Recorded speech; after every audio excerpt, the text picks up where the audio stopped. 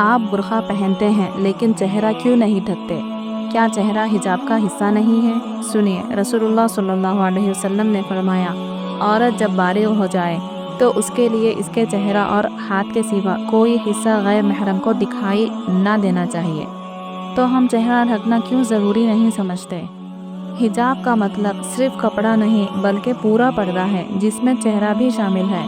چہرہ ہی فتنے کا سب سے بڑا ذریعہ ہے اور شیطان اسی راستے سے دلوں کو گمراہ کرتا ہے۔ حجاب کا مطلب ہے پوری حفاظت، کپڑوں کی بھی، نظروں کی بھی اور چہرے کی بھی۔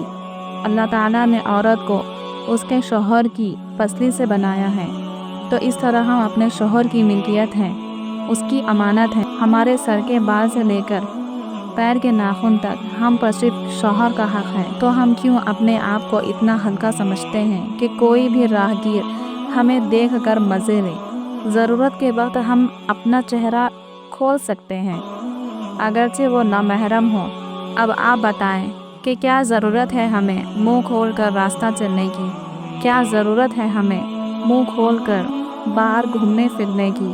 کیا ضرورت ہے ہمیں پارک وغیرہ میں بیٹھ کر اپنی نمائش کرنے کی؟ کیا ضرورت ہے بتائیں؟ اللہ تعالیٰ نے عورت کو سجنے سنورنے کا حکم دیا ہے، صرف اس کے محرم کے سامنے، اس لیے صرف اپنے شوہر کے لیے اس کی مس یونیورس بنے، کسی راہ چلتے کسٹمر کے لیے فرسٹ کاپی نہ بنے۔ تو اگر ویڈیو اچھی لگی ہو تو اسے لائک اینڈ شیئر ضرور کریں، اور ایسی ویڈیوز کے لیے میرے چینل کو سبسکرائب کریں۔